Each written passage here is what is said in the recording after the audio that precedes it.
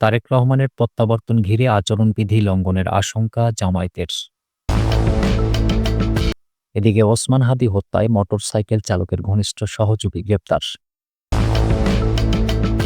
এবং ত্রয়োদশ নির্বাচনে অংশ নিতে পারবে না ফ্যাসিস্ট আওয়ামী লীগ, জানিয়েছেন প্রেস সচিব। সর্বশেষ জানাবো, নির্বাচনে অংশ নিতে পদত্যাগ করছেন অ্যাটর্নি জেনারেল। শুনছিলেন সংবাদ শিরোনাম। পুরো খবর জানতে ভিডিওটি শেষ পর্যন্ত দেখুন।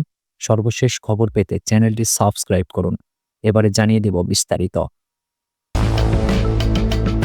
বিএনপির ভারপ্রাপ্ত চেয়ারম্যান তারেক রহমানের প্রত্যাবর্তন উপলক্ষে আয়োজিত সংবর্ধনা সমাবেশকে ঘিরে নির্বাচনী আচরণবিধি লঙ্ঘনের আশঙ্কা প্রকাশ করেছে বাংলাদেশ জামায়াতে ইসলামী। এ বিষয়ে নির্বাচন কমিশনকে যথাযথ পদক্ষেপ নিতে এবং সজাগ ও নিরপেক্ষ ভূমিকা পালনের আহ্বান জানিয়েছে দলটি। বুধবার বিকেলে প্রধান নির্বাচন কমিশনারের সঙ্গে বৈঠক শেষে সাংবাদিকদের এসব কথা বলে দলটির সহকারী সেক্রেটারি জেনারেল ইহসানুর মাহবুব জুবাইর। তিনি জানান, তফসিল ঘোষণার পর আমিরে জামায়াতের নির্দেশনায় ৪৮ ঘন্টার মধ্যেই সারা দেশের পোস্টার ব্যানার সরিয়ে নেওয়া হয়েছে। তবে বিভিন্ন স্থানে অন্য পক্ষ থেকে আচরণবিধি লঙ্ঘনের ঘটনা ঘটছে। ম্যানুয়াল ব্যানারের পাশাপাশি বর্তমানে ভার্চুয়াল বা ডিজিটাল প্ল্যাটফর্মেও আচরণবিধি লঙ্ঘন হচ্ছে। আমরা ইসিকে বলেছি এগুলি যেন অবিলম্বে অপসারণ করা হয় এবং একটি লেভেল প্লেইং ফিল্ড নিশ্চিত করা হয়। নির্বাচন কমিশনকে জামায়াতের পক্ষ থেকে ভোট কেন্দ্রে সিসি ক্যামেরা স্থাপনের জোর দাবি জানানো হয়েছে। জুবাইর বলেন, সিসি ক্যামেরা থাকলে সন্ত্রাসী ও অসাধু চক্র নির্বাচন ভণ্ডুল করার সুযোগ পাবে না। ভোটাররা যাতে ভয়হীন পরিবেশে ভোট দিতে পারেন সেটি নিশ্চিত করার উপর গুরুত্ব দেওয়া হয়। কমিশন এ বিষয়ে ইতিবাচক পদক্ষেপ নেওয়ার আশ্বাস দিয়েছে। সম্প্রতি জুলাই যোদ্ধা ও জনপ্রিয় যুবনেতা এবং খুলনায় এক হত্যাকাণ্ডের প্রসঙ্গ টেনে জুবাইর গভীর উদ্বেগ প্রকাশ করে বলেন, এসব ঘটনায় জনমনে মানসিক ট্রমা ও ভীতি তৈরি হয়েছে। আমরা অবৈধ অস্ত্র উদ্ধার ও চিহ্নিত সন্ত্রাসীদের গ্রেপ্তারের দাবি জানিয়েছি। তিনি আরও বলেন, জামায়াতের শীর্ষ নেতাদের দেশব্যাপী নির্বাচনী সফরের সময় ভিভিআইপি নিরাপত্তার ক্ষেত্রে বৈষম্য দূর করার দাবিও জানানো হয়।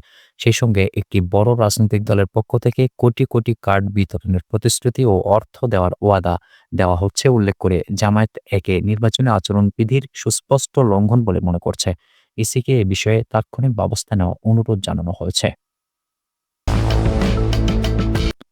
শহীদ শরীফ ওসমান হাদি হত্যাকাণ্ডে জড়িত মোটরসাইকেল চালক আলমগীরের ঘনিষ্ঠ সহযোগী হিমনকে গ্রেপ্তার করেছে পুলিশ।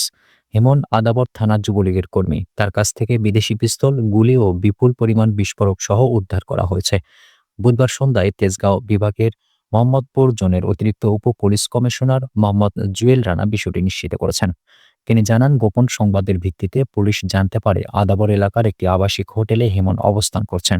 ওই তথ্যের ভিত্তিতে অভিযান চালিয়ে প্রথমে তাকে গ্রেপ্তার করা হয়। পরে তার দেওয়া তথ্য অনুযায়ী আরও অভিযান চালিয়ে একটি বিদেশি পিস্তল, ৩ রাউন্ড গুলি এবং বিপুল পরিমাণ বিস্ফোরক উদ্ধার করা হয়। প্রাথমিক জিজ্ঞাসাবাদে হিমন গুরুত্বপূর্ণ তথ্য দিয়েছেন বলে জানায় পুলিশ। তাকে আরও অধিকতর জিজ্ঞাসাবাদ করা হচ্ছে।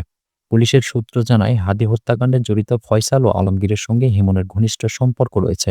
প্রায় ২ মাস আগে তিনি দুবাই থেকে বাংলাদেশে ফিরেছেন। গোপন সংবাদের ভিত্তিতে প্রথমে আদাবরের রাজ্জাক হোটেল থেকে তাকে গ্রেপ্তার করা হয়। পরে তার দেওয়া তথ্যের ভিত্তিতে আদাবরের ১৭/বি এলাকার মেহেদীর বাসা থেকে পিস্তল, গুলি ও বিস্ফোরক উদ্ধার করা হয়। জুলাই গণহত্যার দায়ে রাজনৈতিক কার্যক্রম নিষিদ্ধ থাকা ফ্যাসিস্ট আওয়ামী লীগ আসন্ন ত্রয়োদশ জাতীয় সংসদ নির্বাচনে অংশ নিতে পারবে না বলে জানিয়েছেন প্রধান উপদেষ্টার প্রেস সচিব শফিকুল আলম। বুধবার বিকেলে অন্তর্বর্তী সরকারের উপদেষ্টা পরিষদের বৈঠকের পর বৈঠকের সিদ্ধান্ত জানাতে রাজধানীর ফরেন সার্ভিস একাডেমিতে সংবাদ সম্মেলনের আয়োজন করা হয়। সেখানে সাংবাদিকদের এক প্রশ্নের জবাবে শফিকুল আলম কথা বলেন। এ সময় এক সাংবাদিক প্রধান উপদেষ্টাকে ৫ মার্কিন আইন প্রণেতার চিঠি দেওয়া প্রসঙ্গ তুলে প্রশ্ন করেন। জবাবে প্রেস সচিব জানান, তিনি চিঠিটি দেখেননি। এ বিষয়ে তিনি জানেন না, কিন্তু আওয়ামী লীগের বিষয়ে সরকারের অবস্থান স্পষ্ট। যেহেতু আওয়ামী লীগের কার্যক্রম নিষিদ্ধ এবং নির্বাচন কমিশন আওয়ামী লীগকে দল হিসেবে বাদ দিয়েছে, সেহেতু আওয়ামী লীগ এই নির্বাচনে অংশ নিতে পারবে না। জুলাই গণহত্যার দায়ে চলতি বছরের মে মাসে বাংলাদেশ আওয়ামী লীগ এবং এর সব অঙ্গ সংগঠন, সহযোগী সংগঠন এবং ভ্রাতৃপ্রতিম সংগঠনের যাবতীয় কার্যক্রম নিষিদ্ধ করে প্রজ্ঞাপন জারি করে অন্তর্বর্তী সরকার। আন্তর্জাতিক অপরাধ ট্রাইব্যুনালে বিচার কাজ সম্পন্ন না হওয়া পর্যন্ত এই সিদ্ধান্ত বহাল রাখার কথা বলা হয়। তখন এ বিষয়ে প্রজ্ঞাপন জারি করেছিল স্বরাষ্ট্র মন্ত্রণালয়ের জননিরাপত্তা বিভাগ। সন্ত্রাস বিরোধী অধ্যাদেশ অনুযায়ী এই ব্যবস্থা নেওয়া হয়েছে বলে প্রজ্ঞাপনে বলা হয়।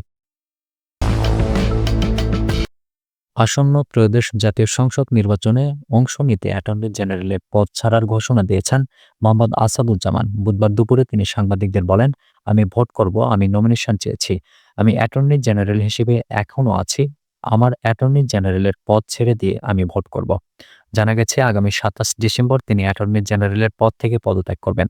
এর আগে গত ৫ নভেম্বর সাংবাদিকদের তিনি জানিয়েছিলেন তিনি ঝিনাইদহ ১ আসন থেকে ধানের শীষ প্রতীকে নির্বাচন করতে চান। ২০২৪ সালের ৫ আগস্ট ছাত্র জনতার অভ্যুত্থানে ফ্যাসিস্ট আওয়ামী লীগ সরকারের পতনের পর ৮ আগস্ট রাষ্ট্রের প্রধান আইন কর্মকর্তা অ্যাটর্নি জেনারেল হিসেবে নিয়োগ পান সুপ্রিম কোর্টের আইনজীবী মোহাম্মদ আসাদুজ্জামান। তিনি বিএনপি কেন্দ্রীয় কার্যনির্বাহী কমিটির মানবাধিকার বিষয়ক সম্পাদক এবং দলের চেয়ারপারসন খালেদা জিয়ার উপদেষ্টা ছিলেন। সুপ্রিয় দর্শক, এই ছিল এখনকার মতো সর্বশেষ সংবাদ। পরবর্তী সংবাদ দেখার আমন্ত্রণ রইল।